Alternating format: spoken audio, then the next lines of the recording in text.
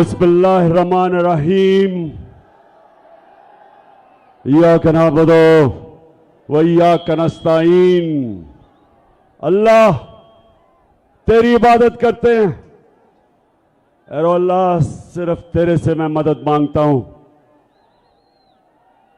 और हम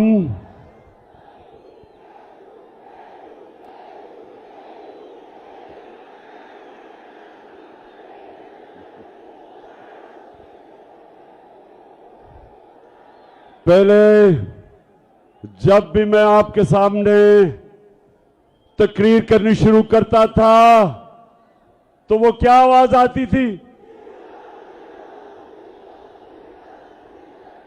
डीजल। और ये अब एक नई आवाज आ रही है, ये क्या है? और मुझे आहिस्ता आहिस्ता पता चला कि मेलू का मतलब भालू है। अच्छा अमरदान, आपको पता है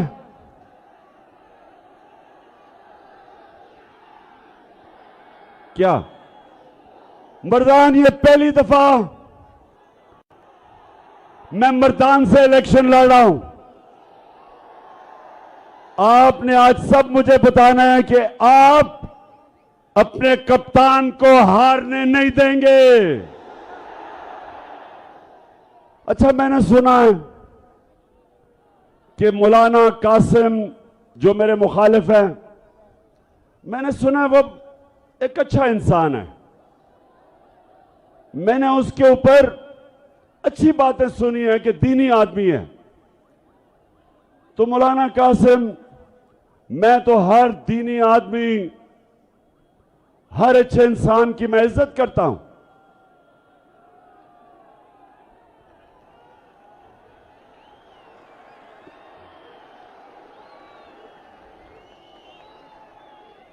लेकिन मौलाना कासिम, मैं आपसे एक वो इंसान जो समझता है कि मेरा मुल्क सिर्फ एक तरह उठ सकता है, जिधर इन चोरों ने हमारे मुल्क को पहुंचा दिया है, वो सिर्फ एक तरह उठ सकता है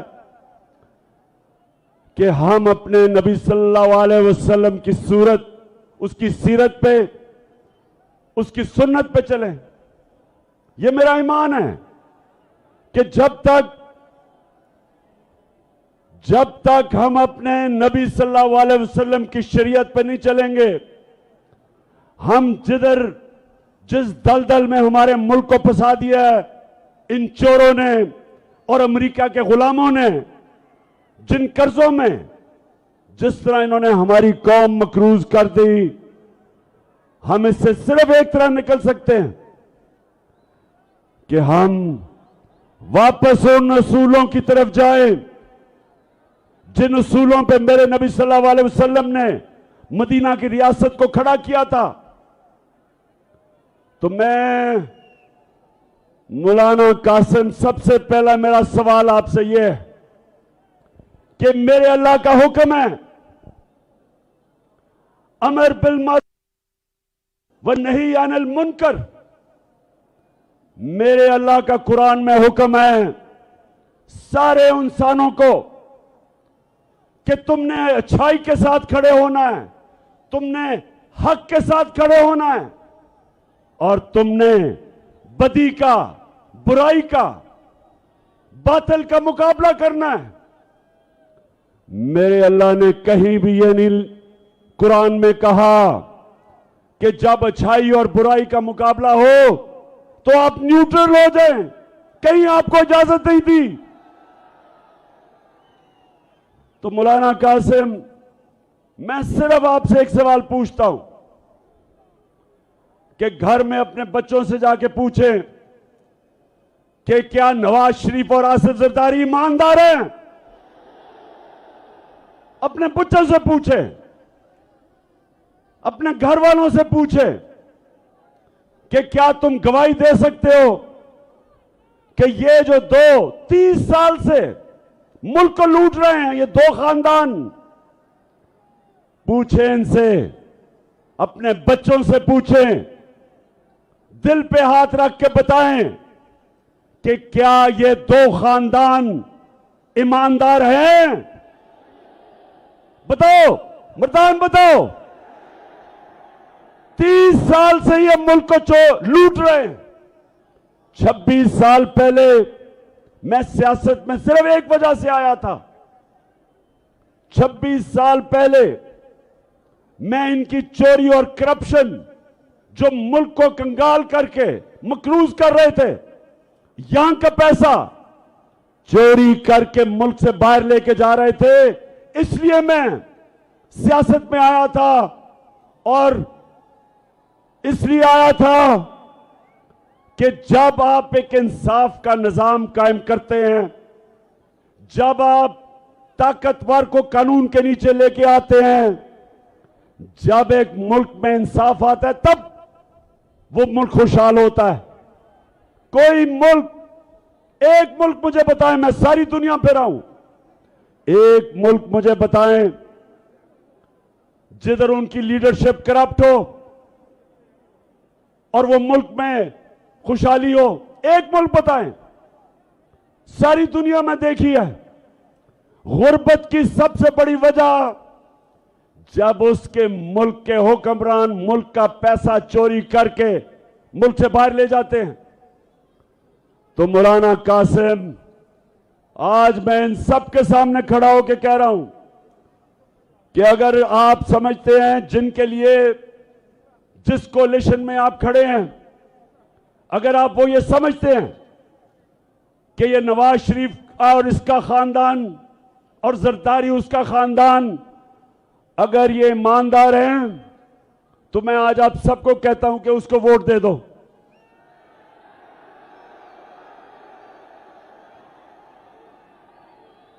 लेकिन मौलाना कासिम साहब, इनके ऊपर तो चोरी पे किताबें लिखी हुई हैं। इनके ऊपर तो बीबीसी ने 2 फिल्में बनाई हुई हैं इन दोनों की चोरी पे। इनके ऊपर किताबें हैं इनकी चोरी की। मौलाना कासिम, मुझे जवाब दो, मेरे ऊपर हर रोज नई एफआईआर कटती है, हर रोज मैं अदालत में जाता हूं, हर रोज मैं जमानत लेता हूं। मौलाना कासिम मुझे बताए, मैं क्यों लंदन नहीं भाग जाता? मैं क्यों नहीं मुल्क छोड़ के जाता? मैं अदालत में भी इनका मुकाबला करता हूं, इन चोरों का, और मैं जमीन पे जाके अपनी कौम को जगाता हूं, अपनी कौम को बताता हूं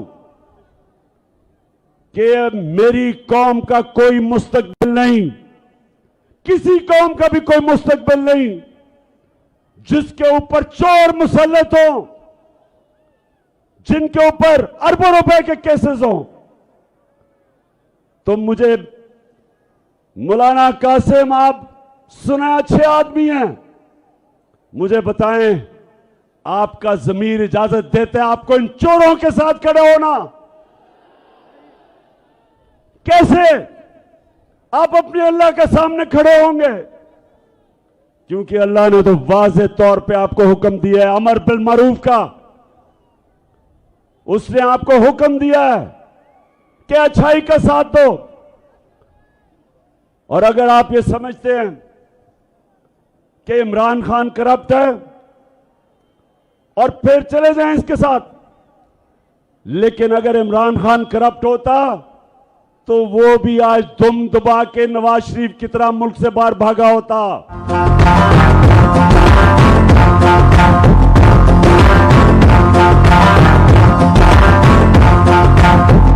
खड़ा है अब इमरान, ही करेगा सब जब काम, नया बनेगा पाकिस्तान, नया बनेगा पाकिस्तान, नया बनेगा पाकिस्तान। मर्दान,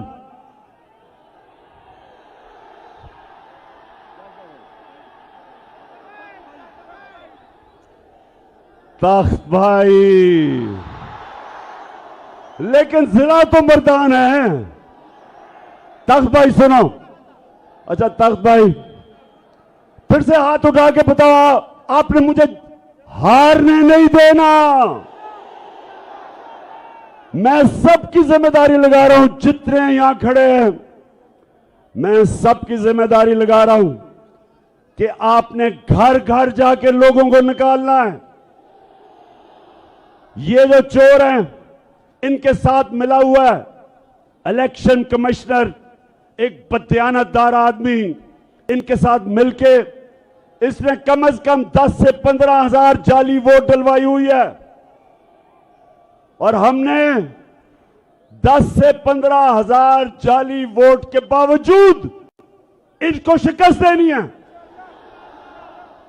मुर्दान जब मैं तख्त भाई तख्त भाई बड़ा वैसे जज्बा है आपको अपने तख्त भाई होने का। मैं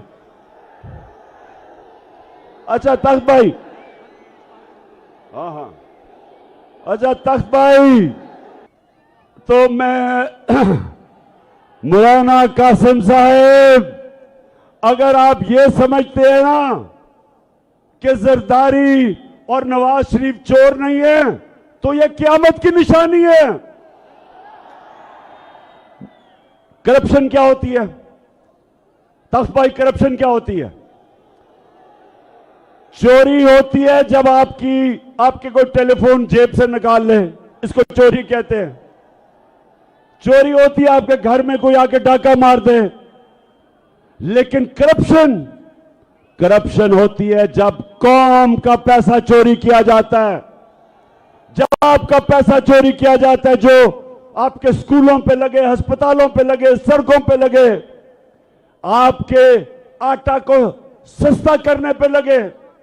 जिस तरह हमने पेट्रोल और डीजल को कम किया, सब्सिडाइज किया, इस पे पैसा, तो जब कौम का पैसा चोरी होता है और दूसरा वो मुल्क से जब बाहर लेके जाते हैं डॉलर लेके, तो डॉलर कम होते हैं। जब डॉलर कम होते हैं रुपए की कीमत गिरती है। जब रुपया गिरता है महंगाई आती है।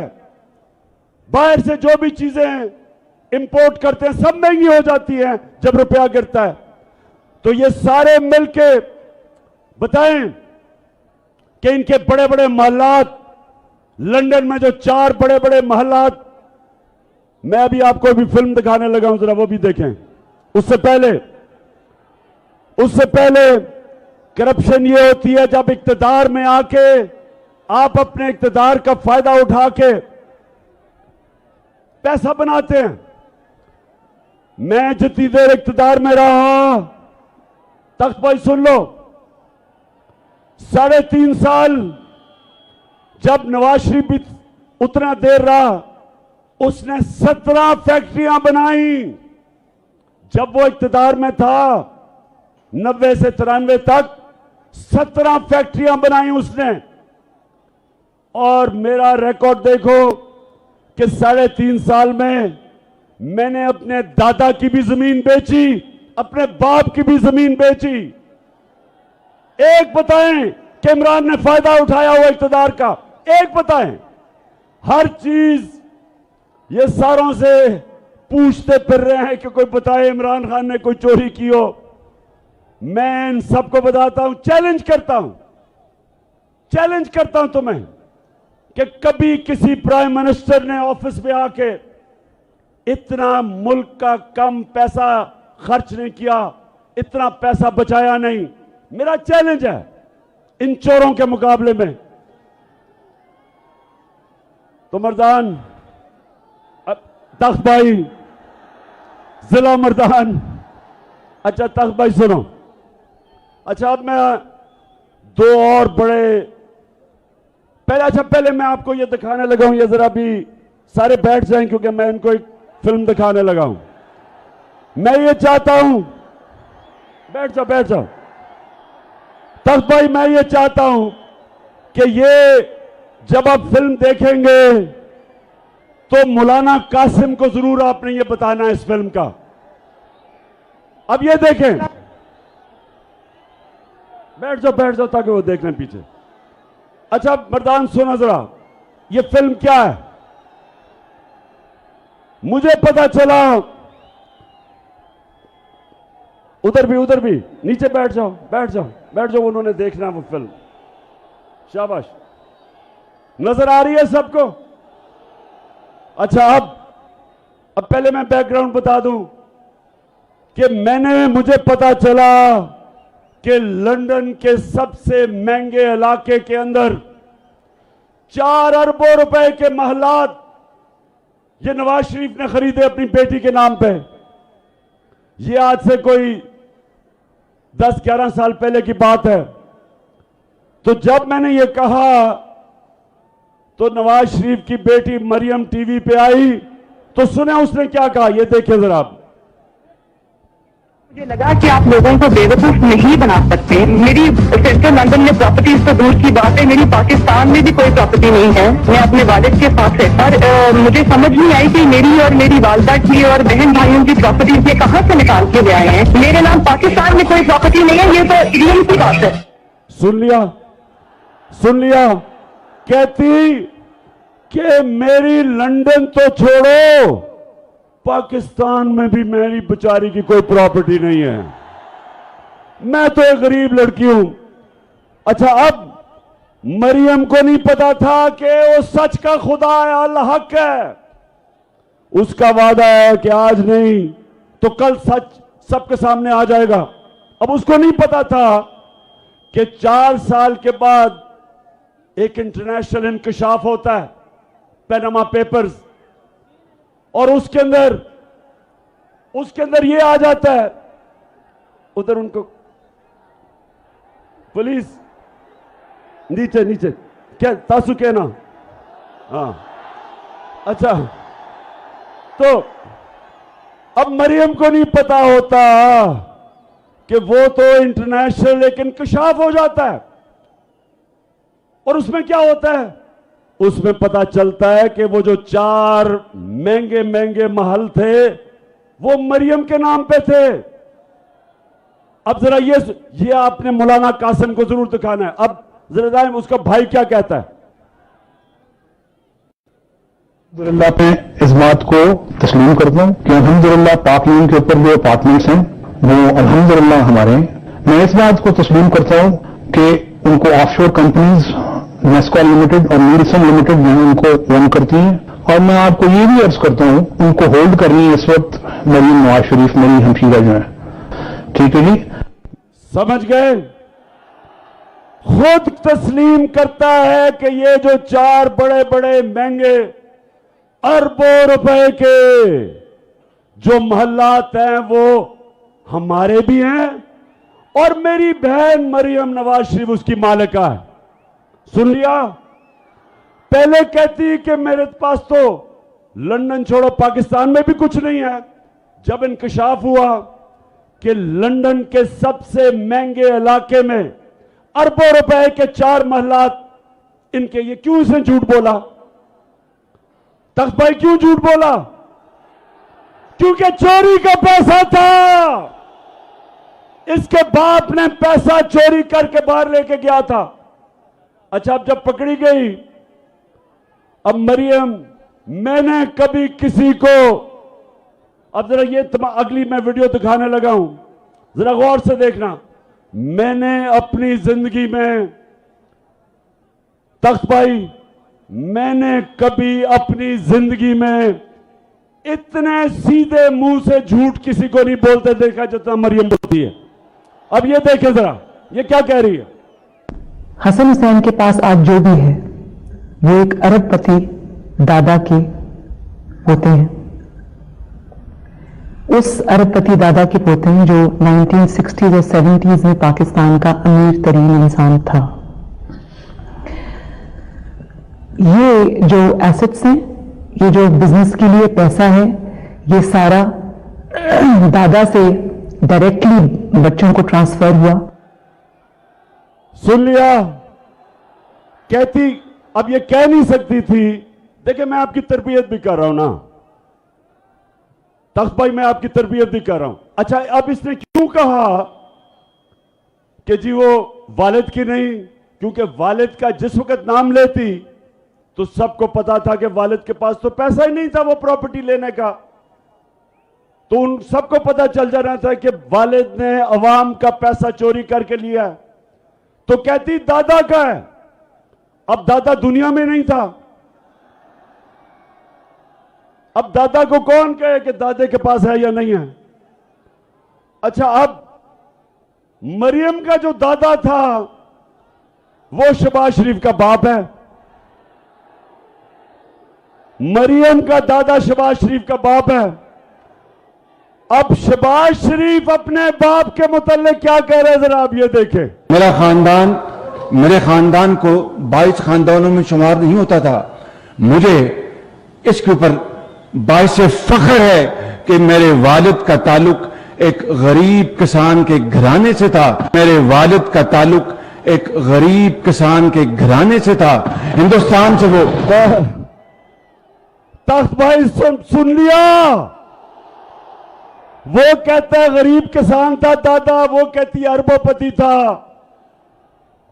और असल में सबको पता है कि क्या हुआ। मैं इसलिए मौलाना कासिम साहब, देख लो ये झूठों को देख लो। आप इनके साथ बैठे हैं, अमर बिल मारूफ। आप अमर बिल मारूफ के साथ नहीं, आप नही अनिल मुनकर के साथ बैठे हैं। आप एक दीनी आदमी हैं, आप कैसे चोरों के साथ जा सकते हैं? और मेलू नहीं लड़ा यहां से, वो 4 से लड़ रहा है। और इंशाल्लाह फिक्र ना करो, इंशाल्लाह धांधली के बावजूद जीतेंगे। आपको पता है तख्त भाई, आपको पता है कि ना पाकिस्तान में जब मैं क्रिकेट खेलता था अपने अपने अंपायर होते थे, ना पाकिस्तान हिंदुस्तान में जीता था, ना हिंदुस्तान पाकिस्तान में जीता था। जब उनका मुश्किल वक्त आता था तो उनके अंपायर मदद करते थे, और मुझे अफसोस से कहना पड़ता कि हमारे अंपायर भी हमारे मदद करते थे। लेकिन एक दफा एक कप्तान पाकिस्तान से टीम हिंदुस्तान लेके गया और उनके अंपायरों के बावजूद हरा के आया उनको। वो आपका कप्तान था। इस तरह इंशाअल्लाह ये जो इलेक्शन कमिश्नर बददियानतदार आदमी जिसने 10 से 15 हजार जाली वोट डाले हुए हैं, मेरा चैलेंज है कि अवाम आज पाकिस्तान की हमारे साथ है। उसके बावजूद, धांधली के बावजूद इंशाअल्लाह तुम्हारा वही हाल करेंगे जो हमने हिंदुस्तान का किया था हिंदुस्तान जाके। अच्छा, अब 2 और मैं बातें करनी है तख्त भाई। एक, जो स्वात में हो रहा है, जो हमारे पुराने कबायली इलाके में हो रहा है, जब मेरी हुकूमत थी तो हमने दहशतगर्दी के ऊपर काबू पा लिया था। अब सब जानते हैं कि हमने दहशतगर्दी पे काबू पा लिया था। और आप सब जानते हैं कि मैं बार बार 20 साल कहता रहा कि हमें अमेरिका की जंग में नहीं जाना चाहिए। आप गवाह रहे हैं तख्त भाई, नौजवानों गवाह रहो कि मैं 20 साल कहता रहा कि यह हमारी जंग नहीं, ये अमेरिका की जंग है, हमें इसमें नहीं होना चाहिए। मैं कहता गया कि हमारे लोगों को किसी और की जंग में कुर्बान किया जा रहा है। 80,000 हमारे लोग कुर्बान हुए। कोई पाकिस्तान में टीटीपी नहीं थी। जब हम उनकी जंग में गए तो हर किस्म का पाकिस्तान में दहशतगर्दी हुई। जब मेरी हुकूमत आई, आप सब गवाह हैं कि एक ड्रोन अटैक नहीं होने दिया हमने वाज़ेह तौर पे अमेरिका को कहा कि हम तुम्हारे साथ अमन में होंगे, लेकिन किसी जंग में हम तुम्हारे साथ शिरकत नहीं करेंगे। और यह अमन हो गया। अब स्वात के अंदर जो हो रहा है और कबायली इलाके में भी, जो पुराना कबायली इलाका था, मैं आज फेडरल गवर्नमेंट से पूछता हूं कि आप जिम्मेदार हैं इसके। आपने कैसे इजाजत दी?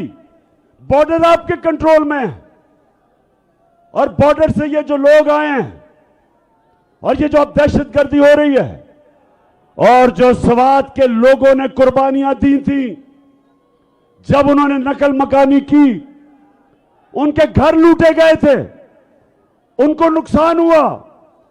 जो ज़कात देने वाले थे नकल मकानी के बाद ज़कात लेने वाले बन गए। कुर्बानियां दी लोगों ने। हमारे सरबराह हमें अमेरिका की जंग में लेके गया और कुर्बानी अवाम ने दी, खास तौर पे कबायली इलाके की अवाम और स्वात की और मलाकंड की अवाम ने। तो मैं आज सवाल पूछता हूं, फेडरल गवर्नमेंट मुझे जवाब दो कि क्या आपका सिर्फ यह काम रह गया है कि इमरान खान के ऊपर केसेस बनाओ, उसके ऊपर झूठी केसेस बनाओ, एफआईआर करवाओ, हमारे लोगों को जेलों में डालो, मीडिया के ऊपर पाबंदियां लगाओ, शहबाज गिल को पकड़ के जिस तरह आपने उसके ऊपर तशद्दुद किया, और अब आजम स्वाति को जो पकड़ के रात लेके गए और तशद्दुद किया, उसको भी नंगा करके तशद्दुद किया, शहबाज गिल को भी नंगा किया। शर्म आनी चाहिए तुम्हें, शर्म आनी चाहिए। क्या यह तुम्हारा काम है? तुम्हारा काम है अमन, लॉ एंड ऑर्डर आपकी जिम्मेदारी है। लॉ एंड ऑर्डर का यह हाल है कि सारे मुल्क में चोरियां डकैतियां हो रही हैं, स्ट्रीट क्राइम हो रही है। इधर इन इलाकों में जो स्वात के लोग निकले, क्यों निकले? स्वात के लोग इसलिए निकले कि उन्होंने बड़ी कुर्बानी दी थी जब हमें अमेरिका की जंग में लेके गए थे। तो अब आप जिम्मेदार हैं जो हो रहा है। और महमूद खान चीफ मिनिस्टर साहब, मैं आपको आज कह रहा हूं कि फेडरल गवर्नमेंट को से पूछें कि आप अगर जिम्मेदारी नहीं संभालेंगे तो फिर हमें संभालने दें, हम करेंगे, हम दहशतगर्दी के खिलाफ खड़े होंगे।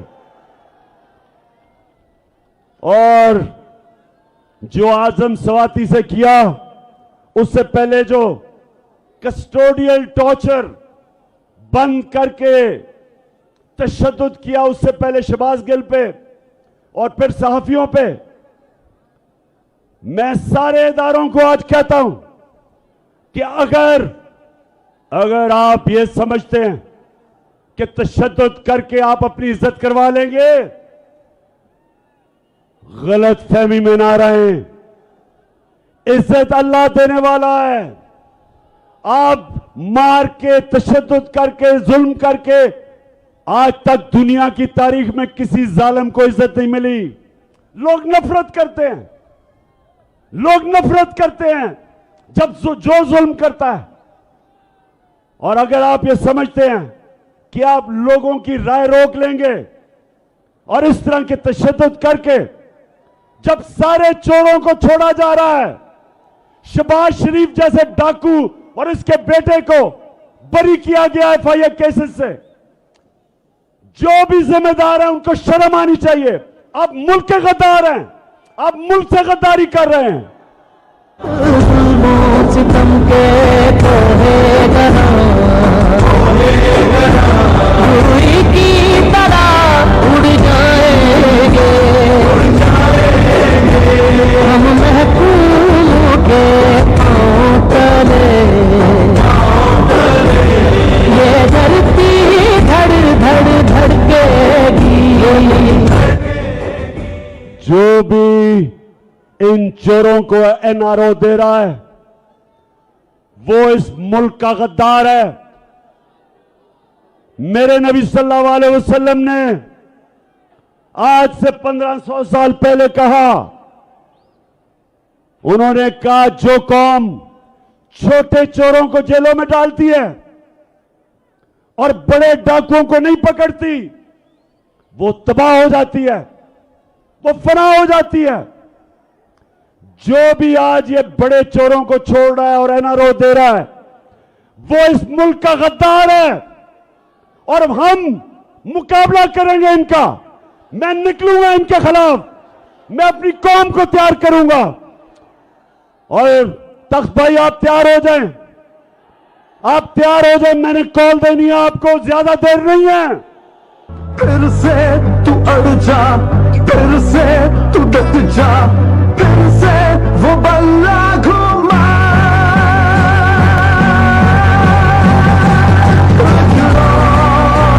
कदम बढ़ा,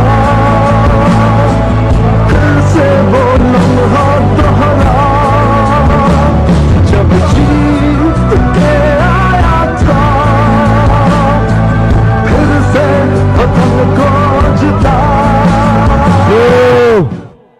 जो इस मुल्क में चोरों को एनआरओ दे रहे हैं और अवाम के ऊपर तशद्दुद कर रहे हैं, मीडिया को बंद करके, सोशल मीडिया के पीछे मेरे ऊपर केसेस करके, ये अपने कानों से निकाल लो, जेनों में डाल लो। सब जो समझते हैं कि अगर इमरान खान को जेल में डाल के या उसके ऊपर केसेस करके वो पीछे हट जाएगा, मैं और जोर से आपका मुकाबला करूंगा। आओ हम सब साथ चले। सारी कौम, मैं सारे पाकिस्तानियों को आज कह रहा हूं कि ये मुल्क का फैसला कुन वक्त है, ये मुल्क का फैसला कुन वक्त है। एक तरफ इन चोरों की, इन डाकुओं की गुलामी है, एक तरफ अगर तख्त भाई और मेरे पाकिस्तानियों, अगर हमने इस वक्त जहाद ना की तो इन चोरों की और इनके बच्चों की गुलामी करेगी ये कौम, एक मकरूज और गुलाम कौम बनेंगे। और अगर हम इस वक्त इनके खिलाफ खड़े होकर जिहाद करेंगे, इनका मुकाबला करेंगे, इलेक्शन इनको हराएंगे और इस्लामाबाद के ऊपर जब मैं आपको कॉल दूंगा, एक अवाम का समुंदर आएगा, तो इंशाअल्लाह अपने आप को हम हकीकी तौर पे आजाद करेंगे। क्योंकि गुलामों की कोई इज्जत नहीं होती, इज्जत सिर्फ आजाद खुददार कौम की होती है। हरे पासपोर्ट की इज्जत तब होगी, हरे पासपोर्ट की तब इज्जत होगी। सुने सुने,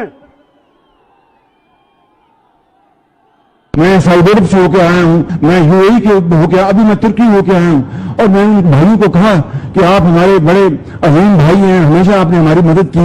और मैंने वही कहा, जब मैं आया हूं तो आप समझेंगे शायद ये मांगने आया, मैं मांगने नहीं आया, लेकिन मजबूरी है। और जिस तरह माजी में 75 साल में आपने हमारा हाथ बटाया है, कुछ ऐसा आप हाथ बटा। मैंने कहा मैं वादा करता हूं कि इंशाअल्लाह हम पूरी कौम, हम मिलकर दिन रात मेहनत करेंगे, पसीना कराएंगे, अपने पांव पे खड़े होंगे।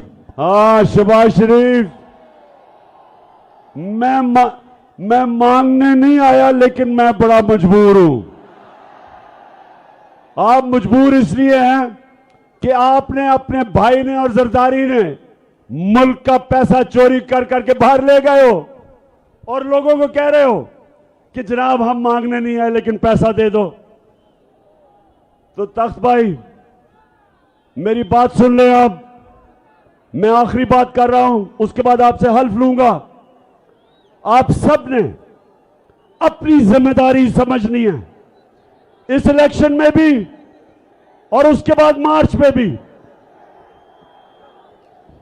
अब आपने सारों ने अपना हाथ ऊपर करना है, सब हाथ ऊपर करें। मैं यहां से पढ़ूंगा, आप वहां से रिपीट करेंगे और टेलीविजन पर जो जो लोग हमें देख रहे हैं वो भी हमारे साथ शरीक हो जाए। और आपने ऊंची आवाज में बोलना है। बिस्मिल्लाहिर्रहमानिर्रहीम।